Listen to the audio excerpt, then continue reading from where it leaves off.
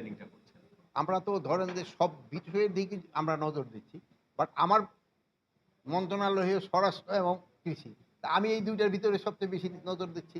আর যার মন্ত্রণালয়গুলির ভিতরে তারা নজর দিচ্ছে। সেটা কি মনে হয় না স্বরাষ্ট্র মন্ত্রণালয়ের এই যে আইন শৃঙ্খলার পরিস্থিতি স্বাভাবিক স্থিতিশীলতা থাকতে আরেকটু উদ্যোগী হওয়ার দরকার বা আপনাদের আপ ট্রেনিংটা আরো আপনার যদি ডিপ করার দরকার। আপনার কি মনে হয়? ৬, ৭ এবং ৮ই আগস্টের পরের ঘটনার থেকে এখন কি উন্নতি হয় নাই?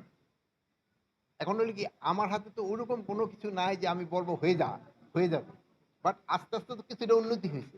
হ্যাঁ, আমি বলব আরো উন্নতি হওয়ার অবকাশ আছে এবং আরো উন্নতি হবে। আমি সবার সাহায্য এবং সহযোগিতা আপনাদের সাহায্য সহযোগিতায় এটা আরো উন্নতি হবে। স্যার, আরেকটা প্রশ্ন বিভিন্ন স্যার, বিভিন্ন থানায় স্যার হামলা হয়েছিল, অস্ত্র লুট হয়েছিল পুলিশের বিভিন্ন সংস্থার। আর সেই অস্ত্রগুলো স্যার উদ্ধার এখন আমাদের পর্যন্ত সম্পূর্ণ অস্ত্র উদ্ধার এখনো হয় নাই। এইজন্য অস্ত্র উদ্ধার অভিযান কিন্তু আমরা বন্ধ করিনি। যেহেতু আমাদের সেগুলো থ্রেট আছে কিনা আমি স্যার? একটা হ্যাঁ? মানে এই যে এখন অস্ত্রগুলি বাইরে থাকলে তো কিছুটা থ্রেট